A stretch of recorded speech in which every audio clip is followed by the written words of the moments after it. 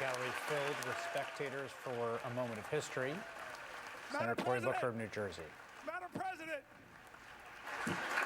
thank you to the pages, thank you to the parliamentarian staff, thank you to the clerks, thank you to the doorkeepers. There are so many people that make this place special. I kept you up all night, kept you up 24 hours. I just want to say thank you. Thank you, everybody. Senator Booker, who has now held the floor for the longest period of time for any senator in history, surpassing the previous record held by segregationist Senator Strom Thurmond, who held it to oppose a civil rights bill. Madam President, his next regular order of business. Booker, of course, holding his floor tonight to speak in opposition to the state of emergency that has been imposed by a frankly authoritarian aspiring government in the Trump administration. After finishing up that 25-hour marathon, and there's some biological questions I have about it, he will be joining Rachel Maddow next hour right here. So definitely stay tuned for that. Also, today's a big day. There's a lot going on. Tonight is also election night in America once again. We are covering a number of really interesting races in the states of both Florida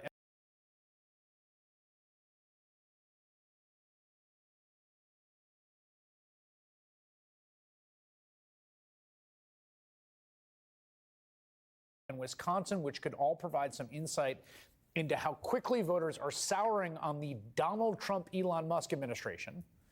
These races are really the first chance to take the country's temperature since November's results and all the chaos that's followed that we've covered day in, day out. The first race is in Florida's 6th congressional district. We've been covering this quite a bit. Now, NBC News has called that race for the Republican candidate there, State Senator Randy Fine. That was to be expected. The race was basically always going to go to the Republican.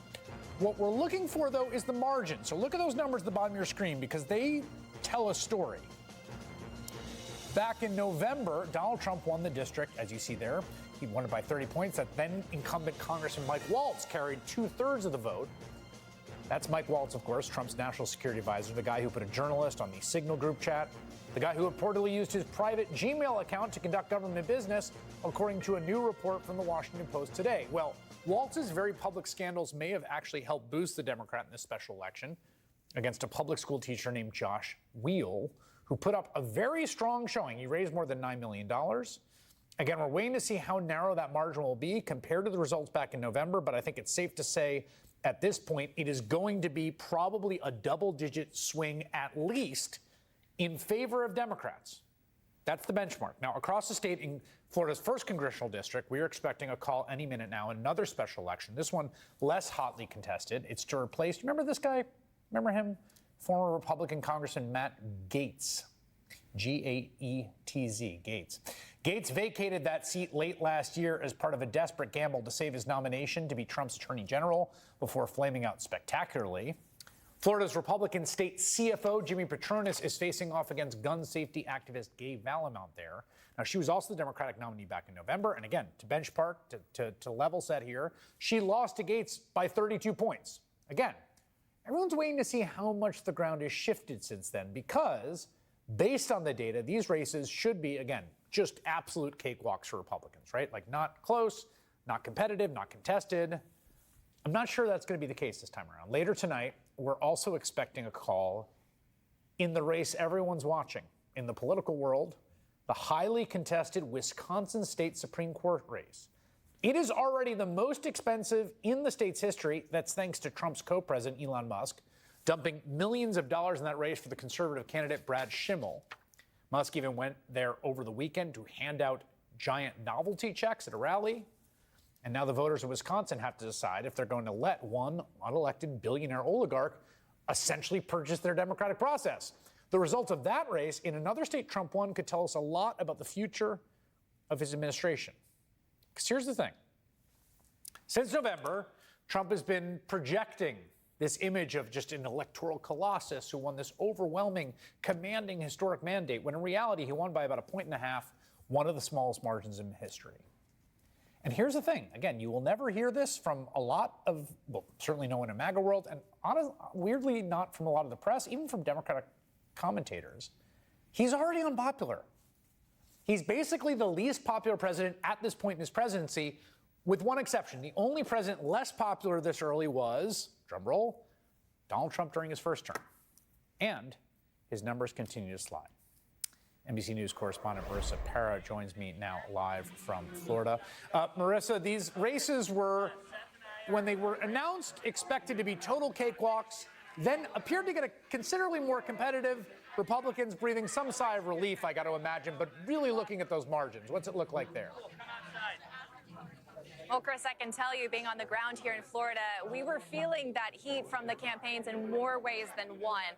That anxiety kind of started to seep through when we were talking to voters. And I want to point out real quick that we did just see Democrat Josh Weil walk out of here. You mentioned we're at Daytona Beach. Right now, he's doing the rounds, talking about what we just heard inside of that room. So this was his watch party. This is the 6th Congressional District, as you mentioned, Chris. And as you can tell, there is not really a heavy feeling. In fact, it's surprising, I think, if someone were to look at this, they would almost think that this is a victory party. And I think the reason why it is not heavy, it is not somber, because of what we just heard you talk about. They knew this was an uphill battle. These are deeply Republican districts. Because remember, we're talking about 2 different races, and Florida's a big state, so there's a time zone difference, right? We saw those polls close over an hour ago, and we had those results pour in very fast and furious like we do in Florida.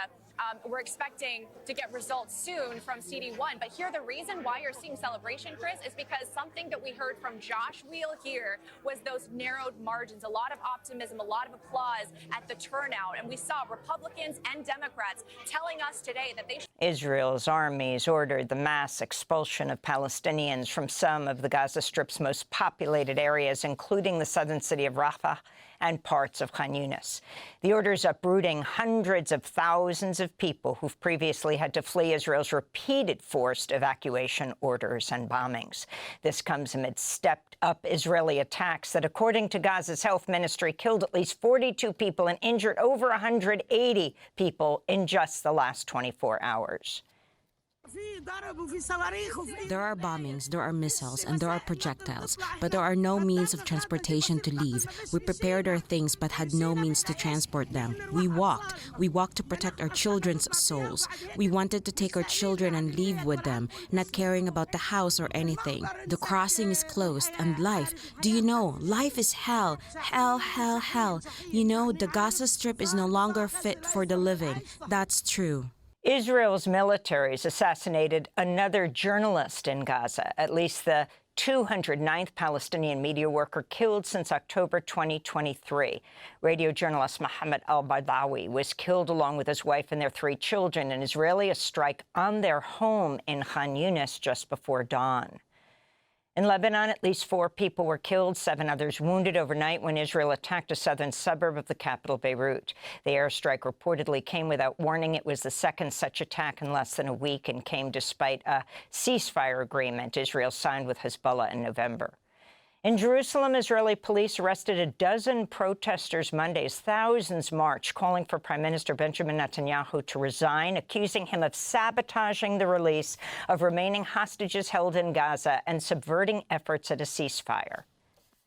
The government has decided to go into holiday, the parliament, while we're still in a war. There's still bad situation going on. The hostages are still in Gaza, and this is an absurd situation, and we want it to end. We're also here to call for elections. We don't trust this government. Most of the people don't trust this government, and it has no more authority to rule. The continuing protests came as Israeli police arrested 2 of Netanyahu's top aides, Yonatan Urich and Eli Feldstein, charging them with accepting bribes from Qatar and then laundering the money. On Monday, Netanyahu's separate corruption trial was interrupted when he was summoned to testify in his aide's case. A dual citizen of the United Kingdom and the Gambia, who was twice suspended for joining pro-Palestinian and anti-genocide campus protests at Cornell University, has left the United States following ongoing threats of deportation by the Trump administration. Maddow explained his decision to leave, writing on social media, quote, "The repression of Palestinian solidarity is now being used to wage a wholesale attack on any form of expression that challenges oppressive and exploitative relations in the U.S. For every person that's remained silent, just know that you are not safe either. Is the imprisonment of those who speak against a genocide a reflection of your values? Is this the kind of nation you want to live in?" he asked. To see our interviews with Maddow when he was in Ithaca and outside, visit our website at democracynow.org. Meanwhile, several alumni from Columbia University's School of International and Public Affairs, CIPA, have publicly ripped up their diplomas to protest the Trump administration's jailing of Mahmoud Khalil, the Palestinian Columbia graduate student protest leader who was abducted by ICE and flown to an immigration jail in Louisiana. Even though he's a permanent U.S. resident, he had a green card. Protesters accused Columbia's administration of putting collaboration with federal agencies ahead of protecting students and their rights to free speech. Columbia loves to celebrate its Vietnam-era legacy. It loves to talk about how brave students were for protesting. But why was it courageous then and criminalized now? Columbia's vicious crackdown on protest, its attempts to silence pro-Palestinian students and faculty, has helped pave the way for the American fascism we see unfolding around us. The Trump administration's launched an investigation into Harvard University, threatening to cut off more than $9 billion in federal grants and contracts over the school's response to student-led protests in solidarity with Gaza. A federal anti-Semitism task force is expected to visit the Harvard campus soon. A scathing op-ed in the Harvard Crimson student newspaper condemns the response of Harvard administrators as shameful, adding, quote, "Students are being hurt, threatened, and snatched off the street in real time, as our administrators, whose primary responsibility should be defending the well-being of students, stay silent, leaving students to feel that they must fend for themselves," the op-ed read. Last week, the Harvard chapter of the American Association of University Professors joined a lawsuit against the Trump administration over its deportation of international students on ideological grounds. Meanwhile, 70% of Harvard Law School professors have signed a letter condemning the Trump administration for attacking law firms that represent causes and clients opposed by the Trump administration. President Trump on Sunday threatened to bomb Iran unless it reaches a new agreement with the U.S. over its nuclear program. Trump's threat comes even though he unilaterally withdrew the U.S. from the Iran nuclear deal, known as the JCPOA, in 2018. On Sunday, the Iranian president, Masoud Pezeshkian, ruled out direct talks with the United States, but said Iran remained open to indirect negotiations. Meanwhile, Iran's supreme leader, Ayatollah Ali Khamenei, promised a punishing response to any U.S. attack. The enmity from the U.S. and Israel has always been there. They threaten to attack us, which we don't think is very probable. But if they commit any mischief, they will surely receive a strong reciprocal blow. China staged large-scale military drills Tuesday off the coast of Taiwan, surrounding the island with land, air, and sea forces in what the Chinese Foreign Ministry called a stern warning against Taiwanese independence. As it launched the war games, China's Eastern Theater Command called the Taiwanese president a parasite and released a video depicting him as an insect held by chopsticks over a burning Taiwan. Earlier today, China's Foreign Ministry called Taiwan's eventual reunification with China an unstoppable historical trend. The Democratic Progressive Party authorities stubbornly adhere to a separatist stance on Taiwan independence and attempt to seek independence by relying on external forces.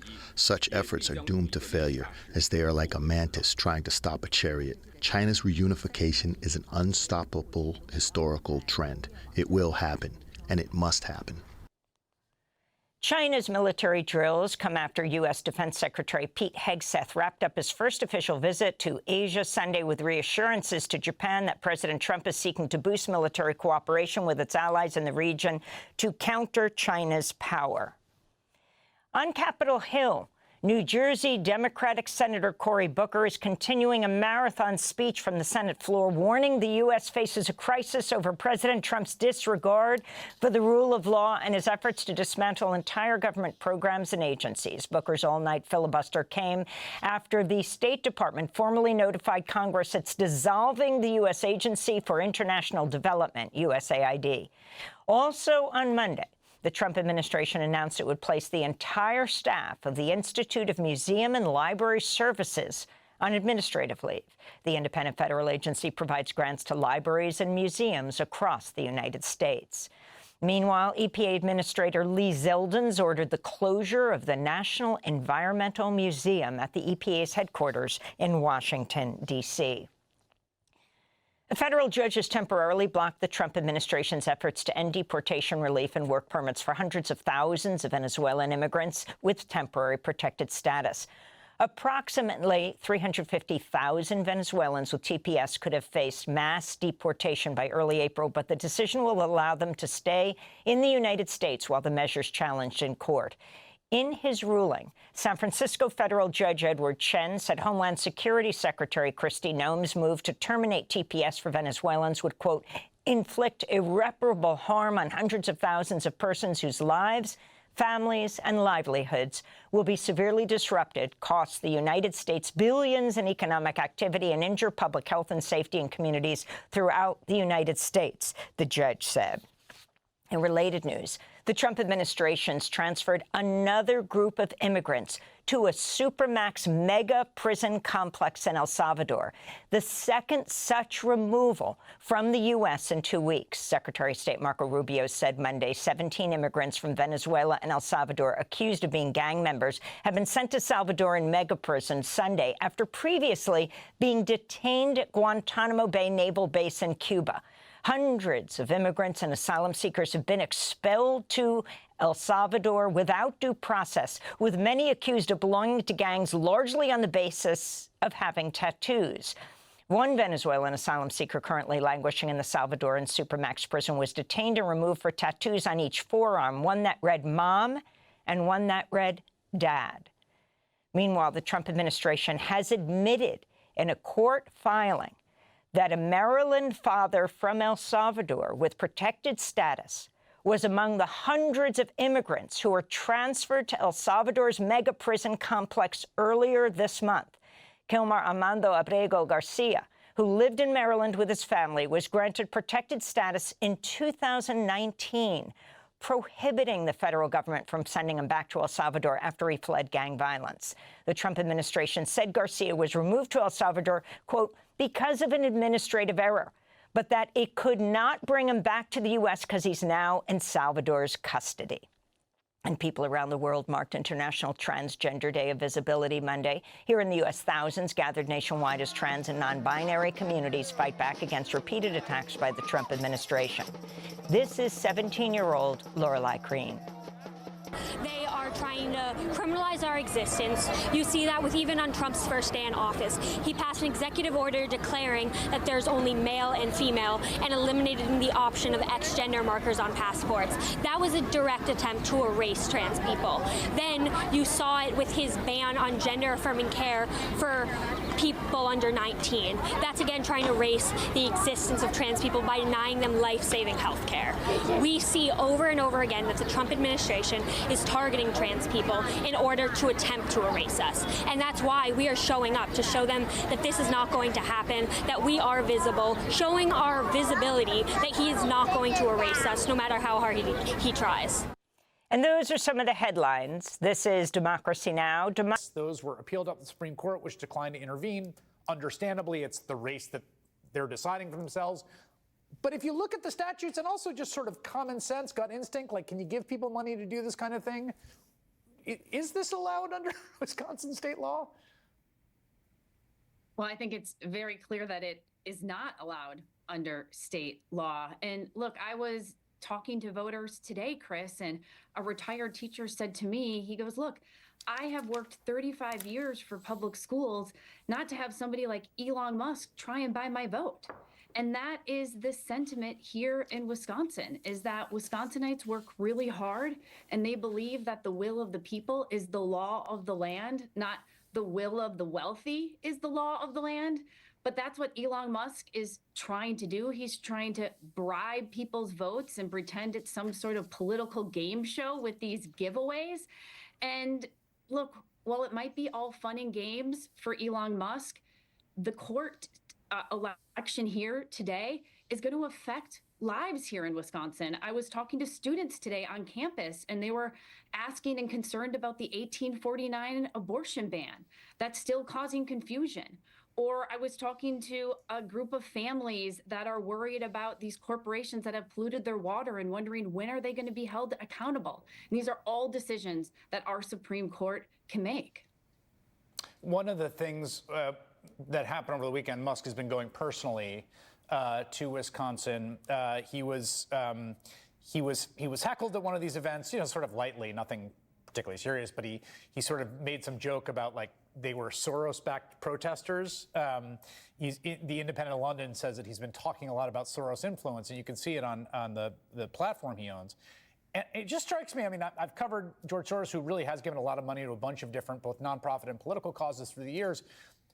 But the richest guy standing on stage giving out $1 million novelty checks in what appears to be facial violation of state election law is like beyond parody of like a rich outer-stater coming in, a thing that I've definitely never seen George Soros do.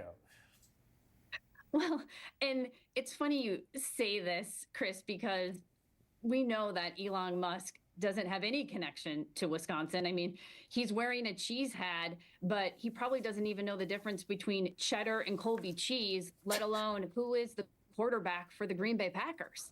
And for him, it's all about his bottom line. And when folks find out that Tesla is actually suing the state of Wisconsin because Elon Musk wants to sell more cars, it's pretty clear that for him, this is all about his balance sheet. And it's not about anything else. And he knows that Brad Schimmel, the conservative candidate, can be bought and paid for. As Attorney General, Brad actually took money from Big Pharma and then refused to join the opioid lawsuit that would be holding these corporations accountable. And then further, he tried to gut the Affordable Care Act that thousands of Wisconsinites rely on. And it's because Brad is just this pay-to-play politician, and Wisconsinites want a justice system that's actually going to work for the people.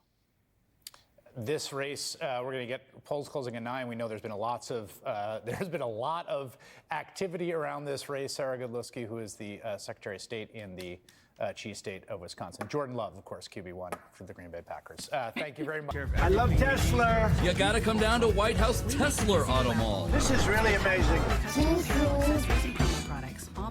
Like lassoed up and deported and sent to like El Salvador prisons. This is kind of crazy that could be possible. That's horrific, and that's bad for the cause. Like the cause is let's get the gang members out. Everybody agrees, but let's not innocent gay hairdressers get lumped up with the gangs, and then like how long before that guy can get out? Can we figure out how to get him out? Is there any plan in place to alert the authorities that they've made a horrible mistake?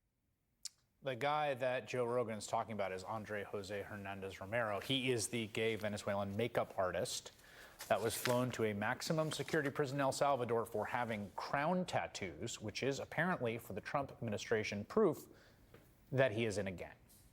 This case is just one of many we have learned about where tattooed non-gang members have been uprooted and sent to El Salvador with zero due process. And to Joe Rogan's point, it is horrific, and it was a horrible mistake. Just like when they sent a father from Maryland with protected legal status to that same El Salvadorian prison. That man's name is Gilmar Abrego Garcia. Now, he came to the U.S. from El Salvador in 2011. He's a legal resident who has a 2019 court order that prevented him from being sent back to his home country. The White House has provided no credible evidence he's in a gang. His lawyers deny he has any gang affiliation. Yesterday, the administration actually admitted in court papers that, quote, on March 15th, although ICE was aware of his protection from removal to El Salvador, Abrego Garcia was removed to El Salvador because of an administrative error.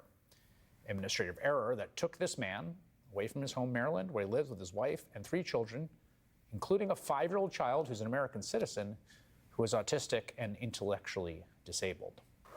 Simon Sandoval-Moshenberg is the attorney representing that Maryland father, Kilmar Abrego Garcia, and he joins me now. It's good to have you on the program.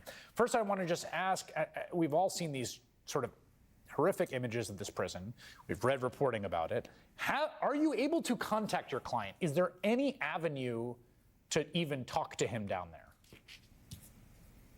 No. Unfortunately, prisoners in the notorious Sikot prison are held incommunicado. It really is a black hole. So is there any way to talk to the El Salvadoran authorities? Is there any pathway or route when a mistake has been made, as the government has now admitted, for any kind of process to get people out of that place? We believe that if the government of the United States simply made a good faith request to the government of El Salvador to give him back, I expect that would be successful. Right now, it appears that the government of El Salvador does pretty much anything we ask them to do. We say jump, they say how high. Kristi Noem was inside the walls of that prison on Wednesday of last week. We filed this case on Monday of last week. We had our first scheduling conference with the judge on Tuesday of last week.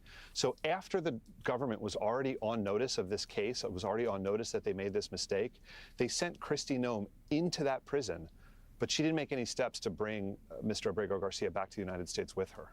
That's what we're asking the judge to order. I'm sure you've seen the Vice President of the United States, who has a lot of time to tweet, apparently, a lot of time, posting about your client, basically saying that he's an illegal immigrant, he has no right to be in the country, that immigration judge determined he was a member of the MS-13 gang, and he's not a citizen, so he got the due process necessary. What is your response to that? My client was issued an order of protection by an immigration judge under the first Trump administration in 2019. The government chose not to appeal that decision, right? They simply released him and let it be. There's lots of legal steps. If the government really thinks that they have the evidence that my client is a gang member, which he's absolutely not, but if they think they have evidence that he is, there are lots of legal proceedings that they can go through to try to legally strip him of his order of protection. They didn't do any of that. They just put him on a plane, and by doing so, they've prevented the immigration courts from doing their job. Correct me if I'm wrong, but he came to the U.S. seeking asylum at exactly the age that lots of folks have fled El Salvador and Nicaragua and Honduras, precisely because when boys of a certain age start to sort of age into essentially gang, either recruitment or basically, being drafted, he didn't want to be part of that, and that was why he came to the United States. That's right. He was 16 years old at the time he came. He came fleeing harassment, bullying, and attempts at forced recruitment from the very gangs that they're now accusing him of being a member of. His family, his 5-year-old child is an American citizen, is that correct? That's right. His wife is an American citizen. His 5-year-old child, who is autistic, is an American citizen. And the child was present for his arrest earlier this month and was severely traumatized by it. The family, first of all, how are they doing? I mean, I imagine you're in contact with them. They can't talk to their husband or father. How are they doing? No, it's very stressful. She was in communication with Mr. Abrego Garcia while he was in ICE detention. They were bouncing him around from detention center to detention center. And then all of a sudden, one day, he just stopped calling. And she didn't know what happened until a friend pointed out El Salvador, and she recognized him in the media coverage from some scars on his head and a tattoo of a lion that he has on his arm. Final question for you. Your demand for the government to redress the error they themselves admit is for them to make a request to the government to get him out of that prison and bring him back. Is that correct? Step one is just ask nicely. Ask Bukele, ask the government of El Salvador to give him back to us. Again, I expect that's going to work. If it doesn't work, then we can look at other remedial steps that are necessary. All right, Simon Sandoval-Moshenberg, who represents that man who is in that prison due to error by the admission of the Trump administration. Thanks for joining us, and I appreciate it. My pleasure. Good evening. I love Tesla. You gotta come down to White House Tesla Auto Mall. This is really amazing. I love Tesla. You gotta come. After a volcano erupted in southwest Iceland, lava and smoke can be seen near the village of Grindavik. The eruption occurred after multiple earthquakes struck a crater range in the area. There are concerns lava flows may enter inhabited areas. Grindavik is in danger of having lava flows entering the inhabited area. Currently, the lava flows are north of town, but as they are erupting on a small fissure segment that's within the lava barriers, there's a risk that this can actually progress into some of the developments in Grindavik. To northern Greenland now, where US Vice President J.D. Vance has just begun speaking to soldiers at an American military base. Let's have a quick listen. Have not kept pace. They haven't kept pace with military spending, and Denmark has not kept pace in devoting the resources necessary to keep this base, to keep our troops, and in my view, to keep the people of Greenland safe from a lot of very aggressive incursions from Russia, from China, and from other nations. Now, President Trump, as he says all the time, and as a lot of people recognize, is a president of peace. We want to have good relationships with everybody. That includes, even to the extent possible, the Chinese and the Russians. But part of having good relations is showing your strength when you have to. And unfortunately, the story of Greenland over the past 20 years when it comes to security is that we've underinvested in the infrastructure, we've underinvested in the security architecture, and we've underinvested in the brave men and women who are doing a very hard job, as Mike said, to keep all of us safe. That has to change. Now, when I pointed out a couple of weeks ago that in some ways, with all due respect to our Danish allies, they had not kept pace, there was a lot of criticism from Denmark, a lot of attacks at the Trump administration, at the president, at me, at others in our administration for saying the obvious, which is that Denmark hasn't done a good job at keeping Greenland safe. And one of the things I heard was, well, what about the many Danes who lost their lives in the war on terror fighting alongside the United States? Well, look, we obviously honor the sacrifice of our Danish friends in the war on terror 20 years ago, just as, for example, the French honor the sacrifice of Americans in Normandy 80 years ago. But recognizing that there are important security partnerships in the past does not mean that we can't have disagreements with allies in the present about how to preserve our shared security for the future. And that's what this is about. There is no amount of bullying, no amount of obfuscating, no amount of confusing the issue. Our message to Denmark is very simple. You have not done a good job by the people of Greenland. You have underinvested in the people of Greenland, and you have underinvested in the security architecture of this incredible, beautiful landmass filled with incredible people. That has to change. And because it hasn't changed, this is why President Trump's policy in Greenland is what it is. It's consistent with the first Trump administration, where you saw significant investments in Arctic security, and it will continue over the next 4 years under President Trump's leadership. And let me finally, before I kick it over to the media, make one comment about the people of Greenland. The colonel here, the base commander, who came here first as a second lieutenant, and I guess, Colonel, this is your second duty station here, and we're proud of you and proud of all of you guys who are serving and helping keep us safe. I heard a lot about the respect that our American troops show for the local Greenlandic population, the way that we make and create shelter for hunters and dog sledders, the way that we found ways to turn over traditional tribal land to some of the local populations in order to ensure that they're able to live in accordance with their values. We respect, as the president said in his State of the Union address, we respect the self-determination of Greenlanders. We believe in the self-determination of the population of the people of Greenland. And our argument is very simple. It is not with the people of Greenland, who I think are incredible and have an incredible opportunity here. Our argument really is with the leadership of Denmark, which is underinvested in Greenland and underinvested in its security architecture. That simply must change. It is the policy of the United States that will change, and I'm proud to be able to stand here with so many brave Americans to better understand the security mission and better understand what you guys do each and every day. For that, I'm grateful for your service. I'm even more grateful. I love you guys. I'm proud of you guys, and President Trump stands behind you and will for the remainder. The relations between the US and the Danish territory souring, there were warnings of protests.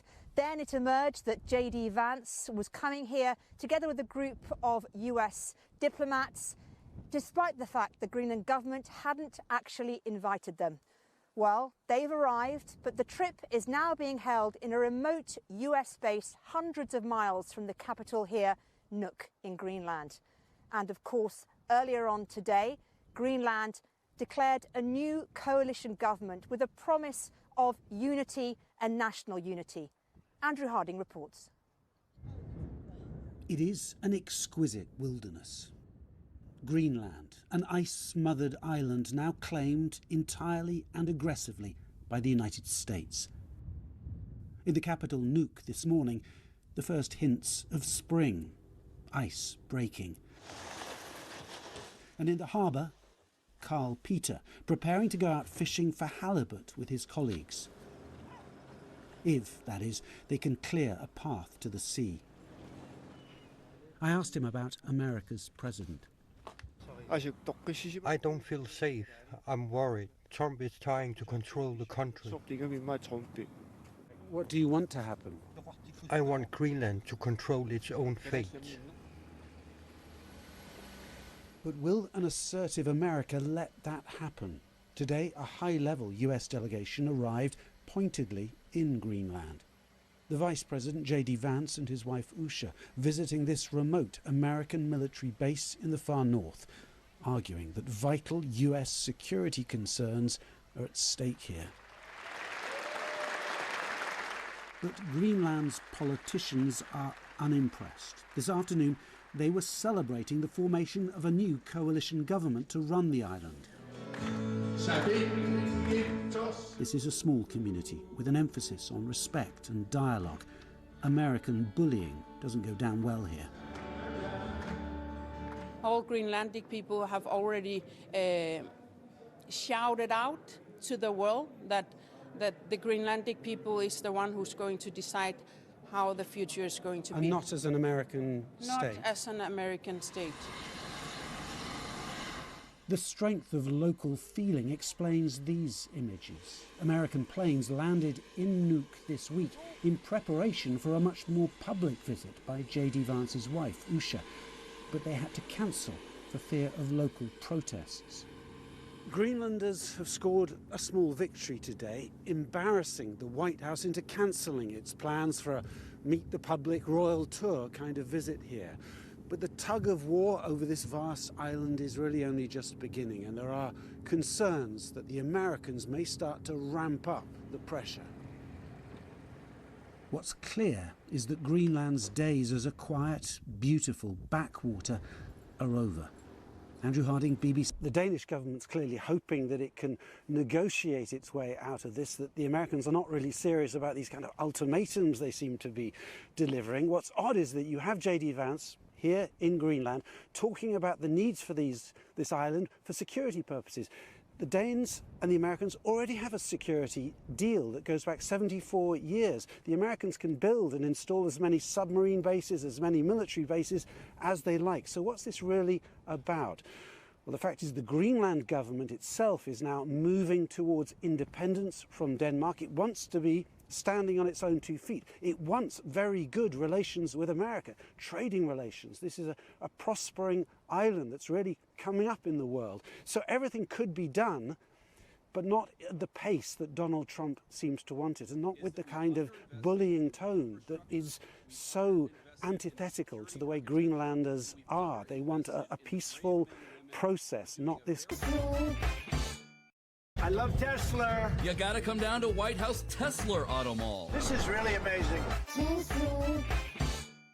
I love Tesla. You gotta. Victims of the quake, but no one told the survivors, who are confused and a little frustrated they're being left in the dark. There's no internet, there's no electricity, no Wi-Fi, so I don't know anything about it. The city's coming back to life, but basic services have stopped. In soaring temperatures, this is a major hygiene concern. Maine's water has failed, with pipes cracked and no electricity for pumps. At Mandalay General Hospital, they're under huge strain as patients spill out into the grounds. Across the city, there are shortages of beds, staff, and essential medications. The city just doesn't have the resources to handle a disaster on this scale. Martin Luther King didn't go to the March on Washington with a list of grievances against the racists in our country. He went there and called to the conscience of a country. He said he had a dream. That's what we need in our generation. Vision now. That's what we need in our generation. A vision to redeem the dream, to call our country together. Yes, there is a man in the White House who's the most powerful man in the land, and his partner is the richest man in the world.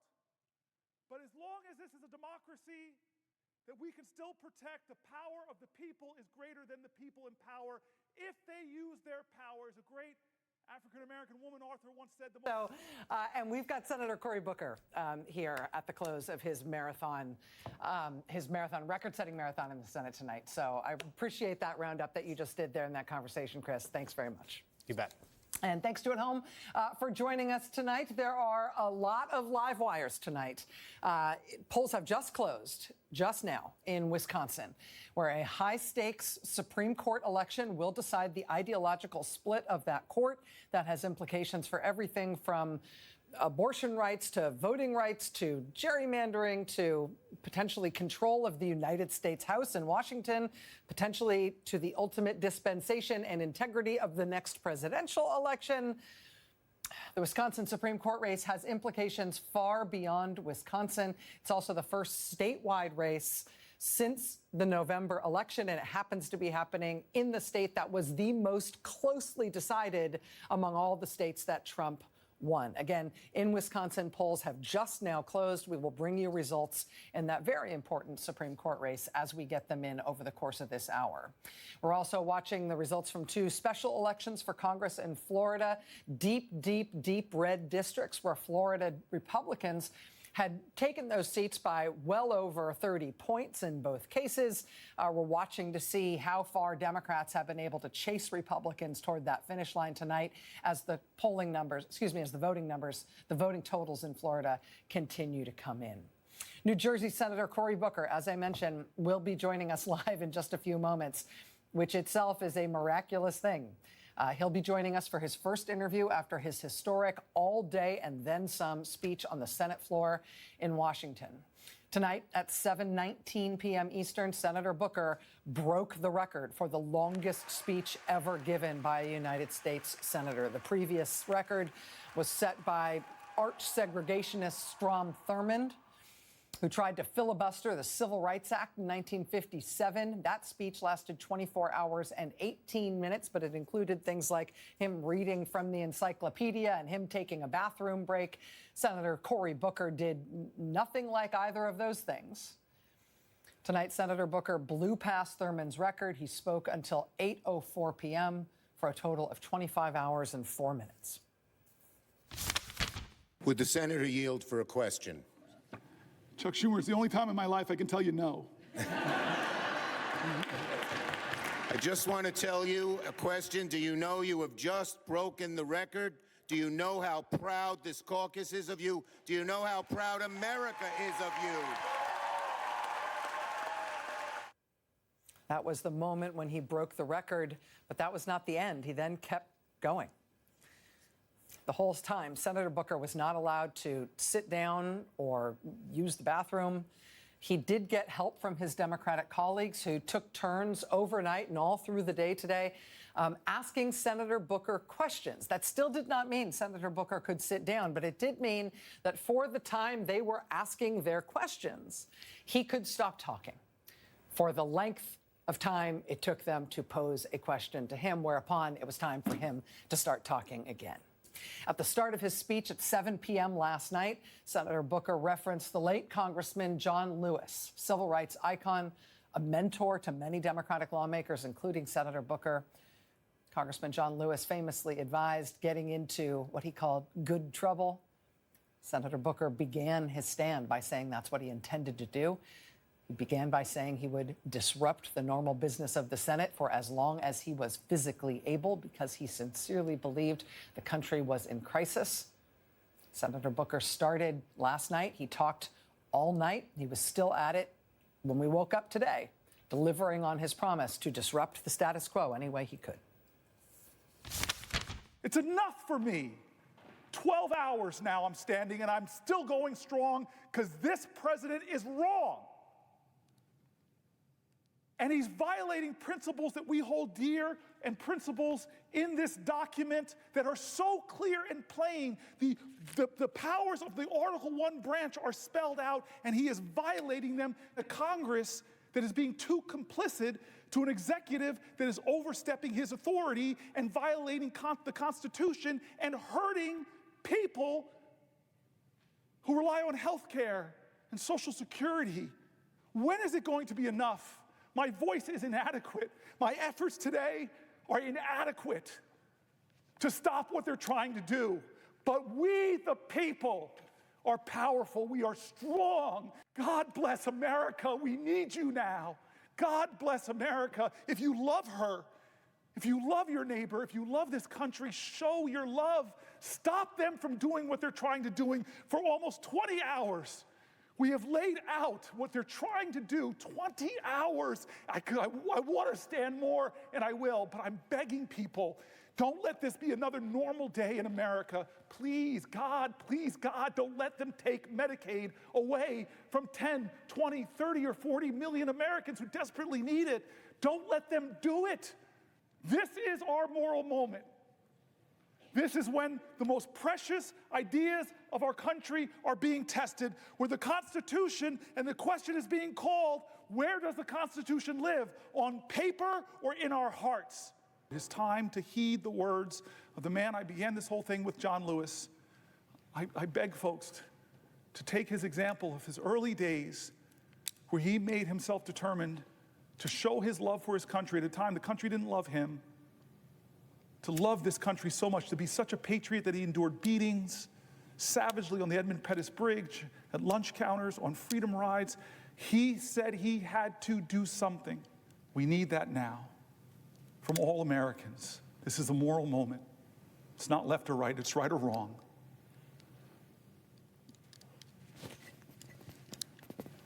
Let's get in good trouble. My friend, Madam President, I yield the floor.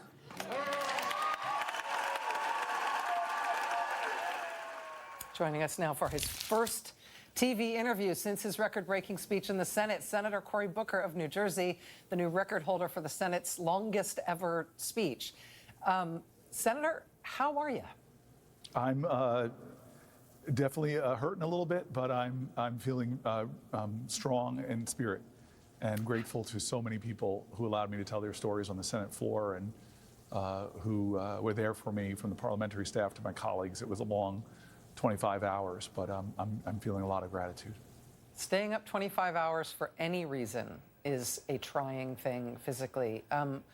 What was different about the experience of it than what you anticipated? I mean, you stood by your fellow Senator Chris Murphy 9 years ago when he did 15 hours. He described that today as a solidarity or a sympathy filibuster, in that you stood with him during that time. So you've experienced some of the pain of this before, but A, you're 9 years older than you were then, and B, this was a lot longer. How was it different, and how much were you prepared for? You know, I was grateful to Chris. He and I talked about it before, and I at the end tonight, I said, our balance sheet's not equal. I now owe you 10 more hours. I stood with him, and I really wanted to see if I could stand for as long as he and I were going to go. And he was successful that day in getting concessions from Mitch McConnell to have votes on the Senate floor around gun safety. Unfortunately, even common sense gun safety then failed. But for me, it was an experience that stuck in my mind. I could do 15 hours without going to the bathroom, even though my legs really hurt over those 15 hours. Both of us talked about how our feet hurt. And so when my team and I decided to do this, we just said, let's take some risks. Let's go out there and see how long we can last. And to be candid, Strom Thurmond's record always kind of just really irked me, that he would be the longest speech, that the longest speech on our great Senate floor was someone who was trying to stop people like me from being in the Senate. So to surpass that was something I didn't know if we could do, but it was something that was really, as we got closer, became more and more important to me.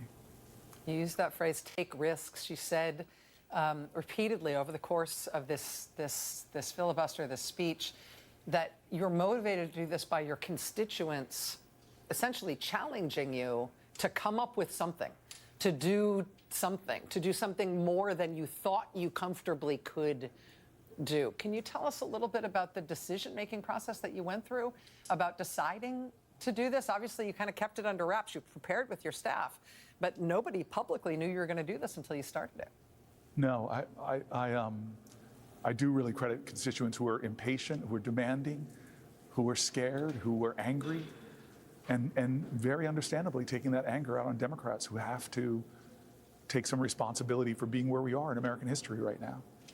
And so the more I thought about it with my team, especially after the decisions we made revolving around the continuing resolution, I've been working so hard with my colleagues trying to get them to engage in social media, put more of their heart and spirit out there. They're doing an amazing job. They've almost quadrupled their numbers of engagement online. I've got colleagues opening up TikTok accounts, but I suddenly realized that I've just got to do something myself. I've got to, try to prove worthy for my constituents that I'm willing to step out and step up in some way, and hopefully be able to share their stories that were so hurtful, and to read from my staff, people rendering their most personal stories about their fears or what's happening to their families. And so my staff and I said, let's try to bring those voices to the Senate floor. Let's see how long you can last. They're demanding something different. This certainly will be different. And I think that a lot of that energy from the folks that I've been seeing in Jersey and across this country really helped carry me through. I don't know if you are conscious of how much this caught the attention and caught the imagination of the American people. I know that you're not using electronic devices on the Senate floor. You're not watching your TikTok numbers and your YouTube numbers and the C-SPAN contemporaneous viewing numbers while you're there, because you can't be. But every time that I checked any form of media by which you could be live monitored, there were no less than tens of thousands of people watching in the same place that I was in that moment. What you've done with everything else that's going on with this administration and the horrific cuts of 10,000 people fired today from the nation's health agencies and all these other things. This is the biggest story in the country right now. You have captured people's attention for 25 hours. And I'm wondering, for people who were moved by what you did, either among your Senate colleagues or just people who watched you from home, what do you hope they might do differently if they're moved by you and they feel the same sort of spirit that caused you to do what you did? Well, I hope that we're all served to be ignition points for each other. My constituents, the letters, the calls, the demands were definitely an ignition point for me, but we've got to continue to ignite this movement. The only thing that stopped Donald Trump from tearing away the Affordable Care Act was the engagement of tens of thousands of Americans who didn't think they would become little lobbyists or activists or come down to the Capitol or protest in their communities. Rachel, you and I have known each other a long time, and I've been listening to your show more regularly. I'm so grateful that you're doing this first 100 days. And I love how you start every show by showing what other Americans are doing. They're not waiting for us in Congress to lead. They've decided to take matters into their own hands and do something different. Those people were demanding to me to catch up, to try to do like they're doing. This is really about folks leading from their hearts and deciding I'm not going to just let business as usual go on in my life. And so I'm hoping that this is one part of a larger effort that tries to stop them from doing what they're about to do later this week or next week. I have not, I've sort of stepped out, checked out for this 24 hours, but they're going to try to push through a bill that's going to gut $880 billion from Medicaid. They're going to try to put forward to a bill that's going to give tax cuts to the wealthiest in our country, disproportionately trillions of dollars, and all that, and they're going to still blow one of the biggest single president deficits into our national economy, into our national debt. It's outrageous. And we have got to try to stop them in the same way that the people of this country were able to get good conscious Republicans, Susan Collins, Lisa Murkowski, John McCain, to change their votes and stop him from doing it. Well, we need to move 3 members in the House, I think, and 4 members in the Senate, and all of us have to be a part of that. We can't sit back and do nothing. I'm listening to you and I hear you, but I'm also outside my body a little bit, marveling at your cogency right now. I know that, I don't know if you know that you are still making sense, but you're still making sense and your sentences are still properly structured, and it's starting to feel like a superhuman thing. I'm mindful of how much of your additional energy I'm taking right now. Am I right that you wear one of those rings that monitors your vitals? I do. My staff was telling me we had to look at what it says. So I opened it up, and it gave me nothing on a sleep score because my heart rate was pretty damn high after about 4 or 5 hours, a little bit high. That's concerning. So there are definitely some physical things. I'm feeling it now, and it's the first time I ever did an interview with you where I got to sit down, and there's a man here I've known for years, and he's just I almost kissed him when he gave me this seat to sit down. So I'm grateful.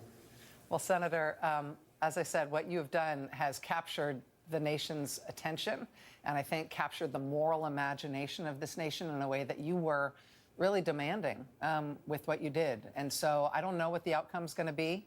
You never know what the outcome's going to be of these things. I do know that if you don't do it, nothing's going to happen. Exactly. And so I wish you rest, and I think you should get checked out by a doctor, and I think you should hydrate, and I hope you get people to leave you alone for the next few hours. Thank you so much, my friend. Thank you. Thank you, sir. Wow. Just after he hit the record tonight in the United States Senate, after he crossed that 24-hour, 19-minute threshold, you saw the applause there from the chamber. He set the all-time record for the longest anyone has ever held the floor in the United States Senate. In that moment, it was a surprise, at least to me, watching it live, when Senator Booker announced that he would keep going. But the very next thing he did after he broke the record is he said that he would take a question from his friend, the senator from Nevada, Catherine Cortez Masto. And in her question, she told him, listen, Senator Booker, while you have been here holding the floor, there is a lot of news that has broken in the world, and I don't know if you have heard about it because you have been holding the floor here for now 24 hours and 19 minutes.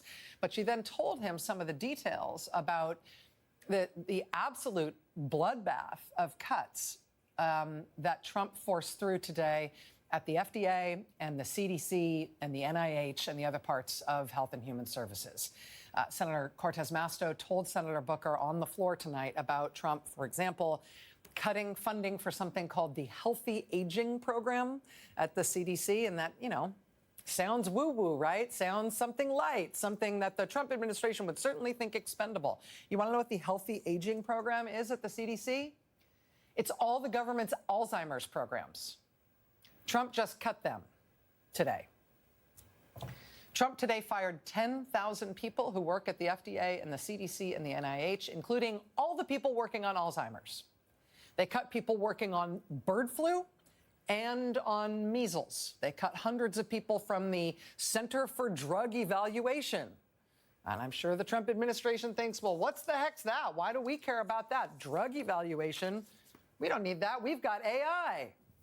When they cut those hundreds of people from the Center for Drug Evaluation, that's the people who are responsible for the approval of new drugs and also the monitoring of side effects. They also appear to have completely emptied out the part of the government that regulates tobacco, because, there was nothing successful about that. We're going to have more on all of that ahead. But you should also know, to Senator Booker's point that he just made here live, you should also know that when the news of these mass firings of the nation's health experts started getting out this morning, when the word started getting out, within hours, people were lining the streets outside the CDC in Atlanta to protest. to protest what Trump was doing, thanking the workers there for their work, telling them the value of the CDC and other health agencies, telling workers there to stay strong, saying that, what madness it is to cut things like tuberculosis monitoring and prevention and treatment, the deadliest disease ever known to humankind. Senator Booker today on the Senate floor, he got emotional when he talked about the Trump cuts to the VA. He talked about the sacrifice of his fellow U.S. Senator Tammy Duckworth, who was wounded so grievously in combat as a helicopter pilot for the U.S. Army in Iraq. Well, while Senator Booker was emotionally speaking about that today, we were reviewing this footage from Boise, Idaho. These Americans just outside their VA medical center in Boise, protesting Trump's huge cuts to the VA and veterans' care. One sign for the many veterans who staff that VA hospital in Boise who have now just been fired. Thank you, vets. You deserve a raise.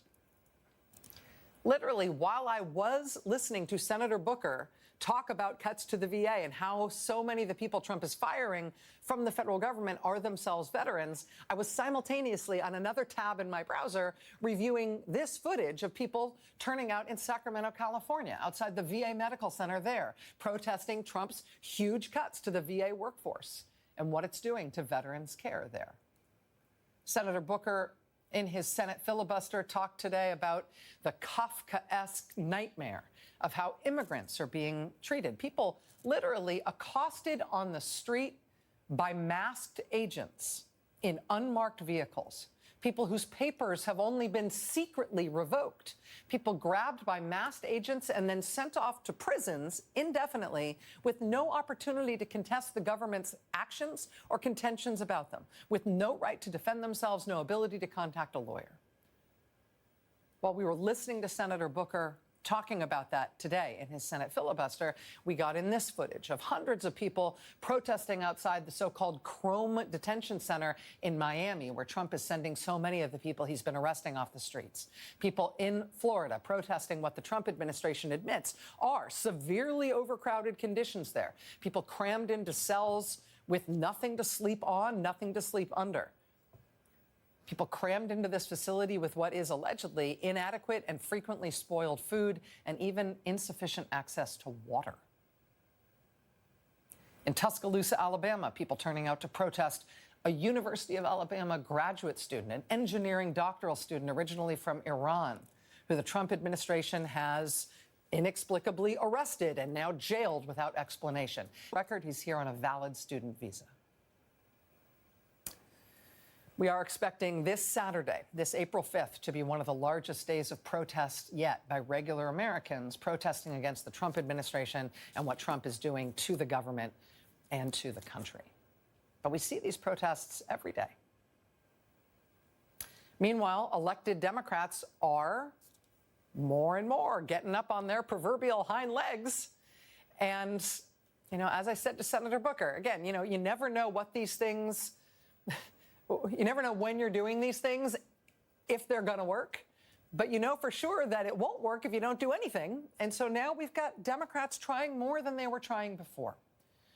Now we've got news of the National Democratic Party, the DNC, suing Trump over his executive order trying to seize national control of how states run elections, trying to force states to hand over their voter rolls to his top campaign donor, Elon Musk.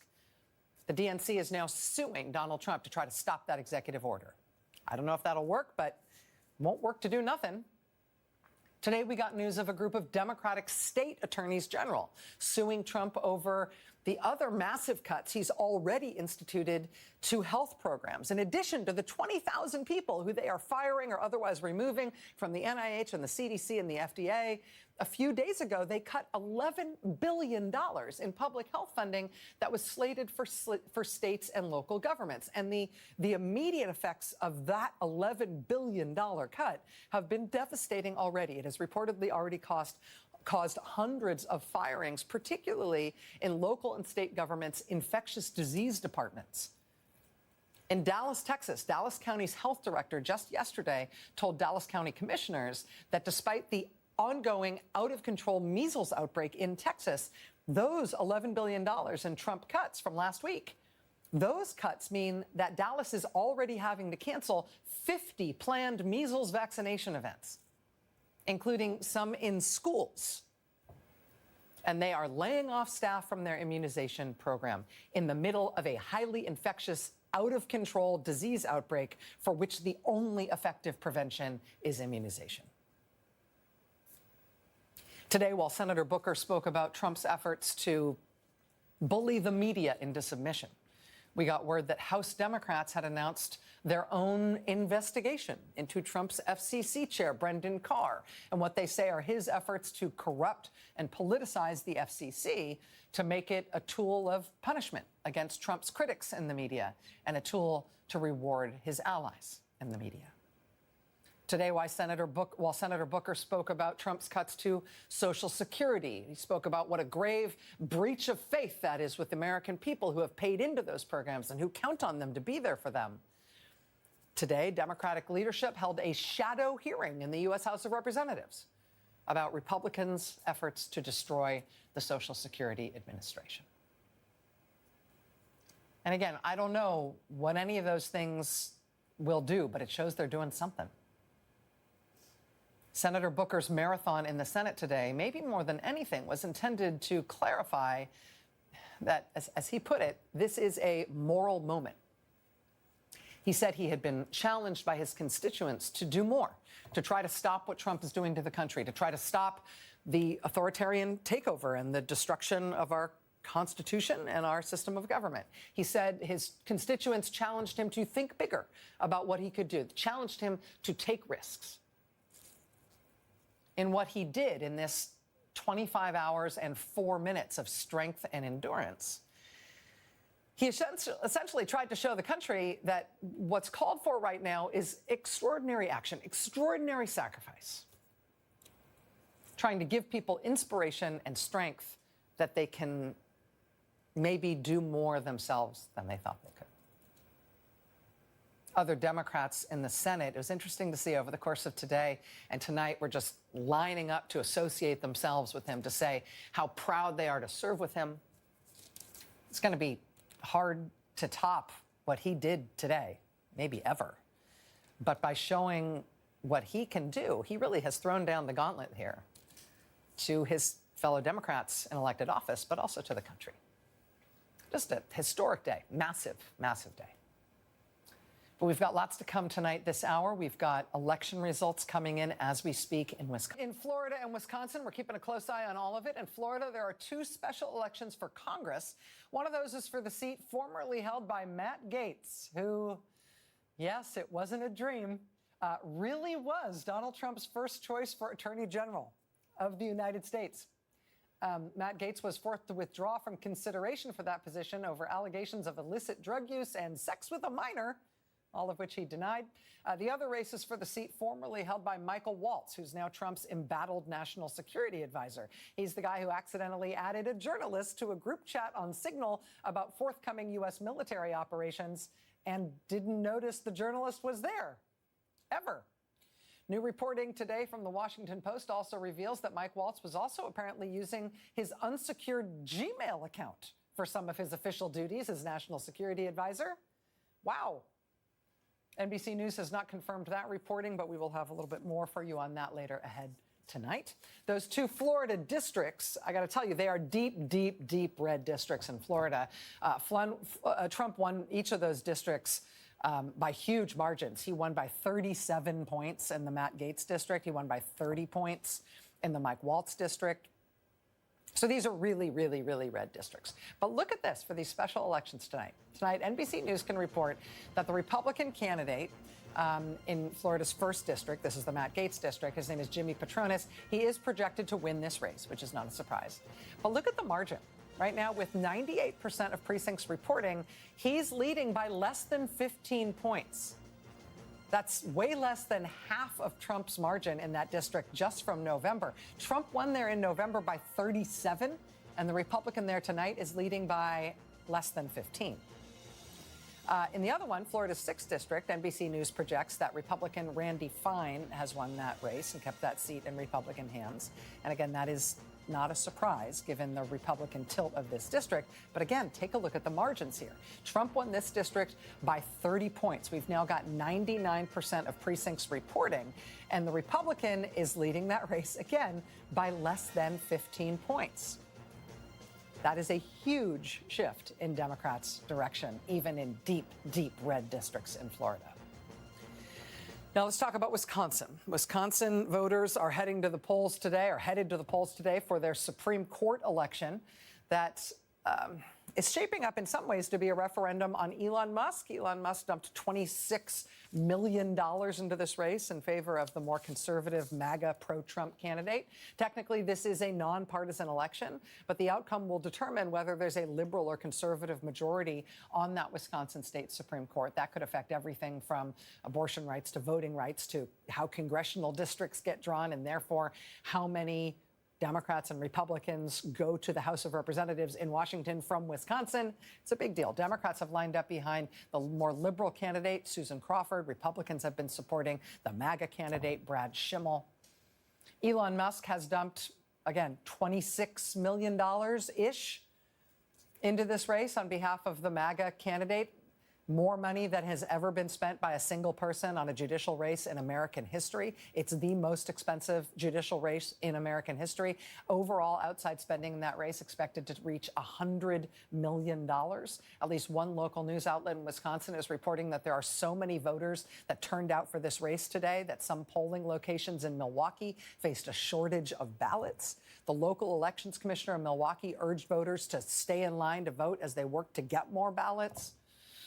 Polls closed in this race just as we came on the air tonight. And so far, the vote that has been reported has come in more from Republican areas than Democratic ones.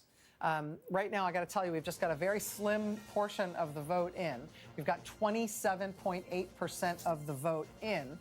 And at this point, the Democratic-backed candidate, Susan Crawford, is at 58% of the vote. And the Republican-backed candidate, Brad Schimmel, is at just under 42% of the vote. But again, this is just less than 30% of the vote in. We're going to be watching this come in. There's about 100,000 votes between them right now at this moment. Talking to our elections team here, watching the results come in, they have been saying that it looks like Susan Crawford's margins have been outpacing Joe Biden's margins in Wisconsin from the 2024 election, from the 2020 election. Joe Biden, of course, won Wisconsin in 2020. So we shall see. But again, we've got less than 30% of that vote in now. And so we'll be watching that closely as it comes in. Republicans in Wisconsin have already succeeded in making Wisconsin one of the states where you have to show a valid photo ID to vote. Republicans are worried that if they lose control of the Wisconsin Supreme Court tonight, that voter ID law could go away. So this year, Republicans also decided to put a measure on the ballot to enshrine that voter ID law into the state constitution, so as to make it harder for the state Supreme Court to take it away. Telling me, NBC News projects that the voter ID requirement has passed. Again, this is only with about 21% of the vote in Wisconsin, but NBC is projecting that the voter ID requirement, again, this isn't a new voter ID requirement in Wisconsin, but it is enshrining it. Rather than just being in state law, it would be in the state constitution, which would make it harder to rescind. We're also watching the race for superintendent of public schools in Wisconsin. That race is also technically nonpartisan, but Democrats in Wisconsin have thrown their weight behind the incumbent. Her name is Jill Underly, while Republicans have been supporting her challenger, who's a charter school advocate named Brittany Kinzer. At this hour, looking at the results that we've got thus far in that race, we've got just over 21% of the vote in, and the Democratic-backed candidate, the incumbent superintendent of public instruction, is leading the Republican-backed charter schools advocate, her challenger in that race. But again, just over 21% of the vote in that race in, so we'll be watching that closely. We're going to be following all these races closely all night. We are starting to get in big chunks of vote. We'll bring you new developments as we get them. Watch this space. You gotta come down to White House Tesla Auto Mall. This is really amazing. I love Tesla. You gotta come down to White House Tesla Auto Mall. This is really amazing.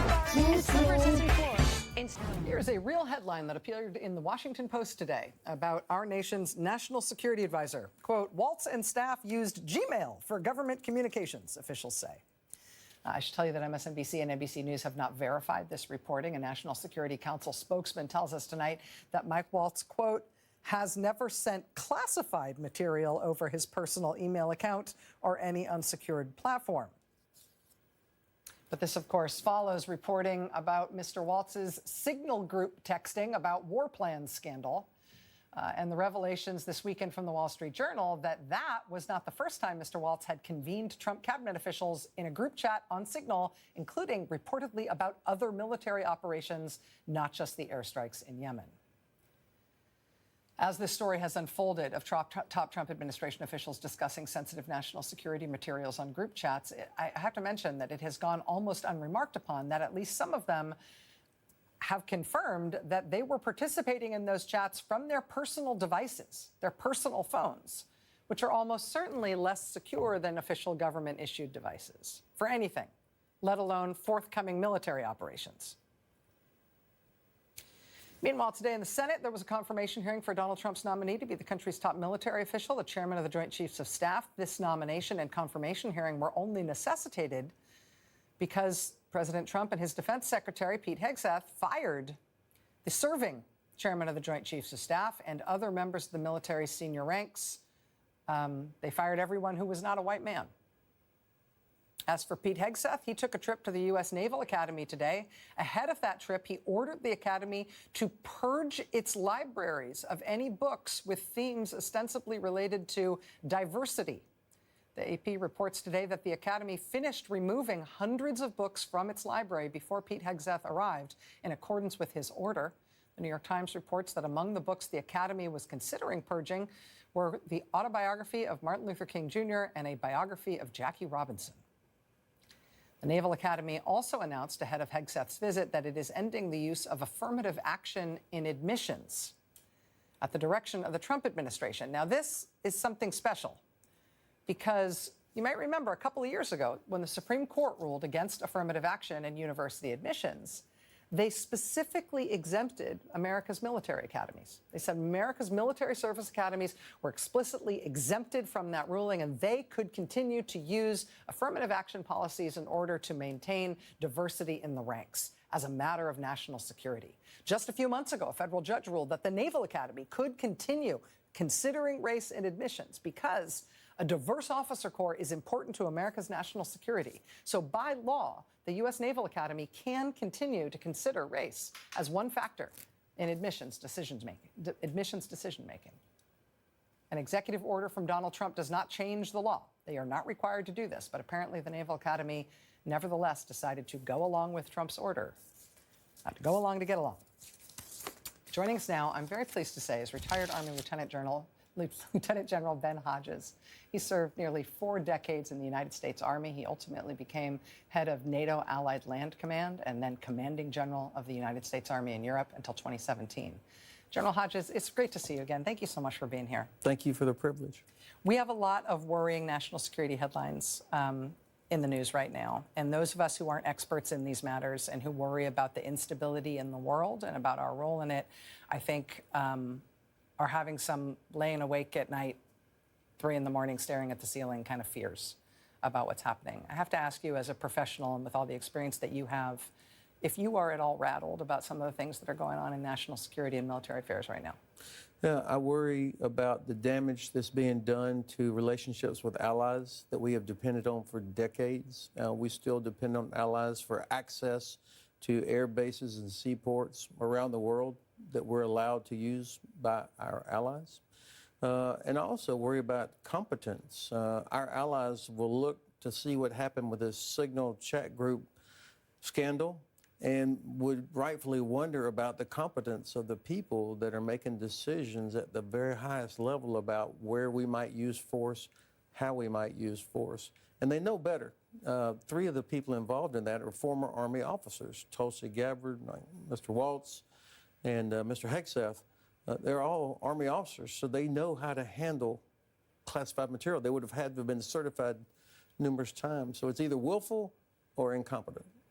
What is the material consequence for our country if our allies question the competence of our top national security officials, if they question our ability to safely handle sensitive information that could potentially implicate their own assets and interests? Well, of course, a large percentage of the intelligence that we use for what we do as a nation comes from allies. It's not all from American satellites. I mean, there's nobody that can match the United States in terms of technical capabilities, but so much of intelligence is human intelligence, signals intelligence, imagery intelligence that's combined and shared. And if other countries won't advertise that they're going to stop, but they just won't provide as much because they'll be uncertain about what happens to it. Your leadership roles in NATO and for the U.S. Army in Europe put you in a unique perspective, I think, to reflect and to help the American people understand what it might mean if Trump goes ahead with one of the plans he's reportedly considering, which is to remove the United States military from its military leadership role in NATO, to say that the United States, which has always had supreme command in NATO, should cede that, let other allies do it as a way of essentially stepping back from NATO in lots of other ways. Does that worry you? Is that something that the American people should understand better in terms of the consequences? I don't understand how this advances America's strategic interests to give up influence that we have with 31 other nations inside the alliance of NATO, but also the other countries with which NATO partners, to include countries in the Middle East and in the Pacific. Why would we not want to have the Supreme Allied Commander being an American? I mean, you're saving, if it's about saving money, that's not going to be consequential.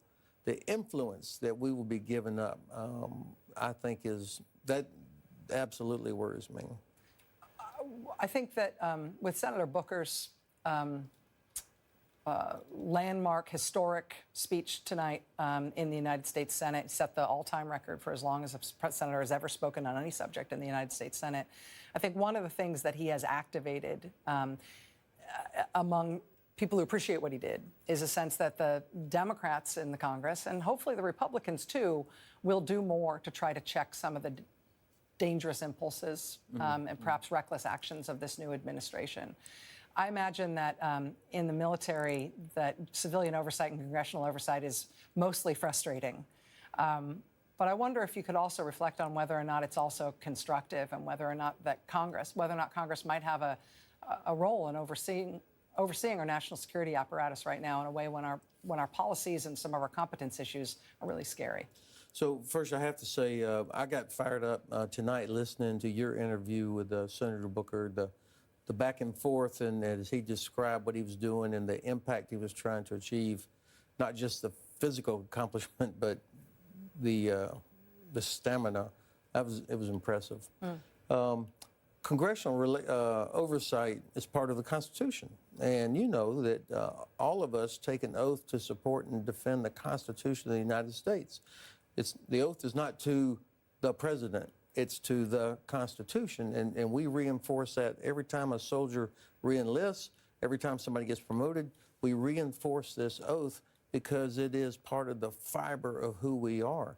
And so this congressional oversight is obviously a part of that. Of course, it's no fun to have to sit there and defend the budget, or when you get asked hard questions, why are we doing this? Or when one of the services makes a mistake and you're having to answer to an oversight committee, but it's part of it. And I have always valued the importance of the Constitution to who and what we are. It's unique in the world. And this is why I think it is so dangerous what the administration is doing now with the removal of General Brown and Admiral Franchetti, and also the Judge Advocates General, the top lawyers from all the services. I think our senior leaders today are under enormous pressure from this administration to do something, to consider things that frankly are absolutely not legal, like invading a treaty ally. And so this is going to be a real test for these people. Retired Army Lieutenant General Ben Hodges, former commander of U.S. Army in Europe. Thank you so much for being here. I know this isn't your favorite thing to do in the world, and I really appreciate you making time to be here, sir. being with you is one of my favorite things. Thanks. Oh, you're very kind. All right, we'll be right back. Stay with us. To back gestures that people are saying mimicked a Nazi salute. You see it there. Elon Musk has not directly addressed this, but he has appeared to edit out that gesture from the video that he posted on X, the platform he, of course, owns. Help us understand what transpired. Thank you.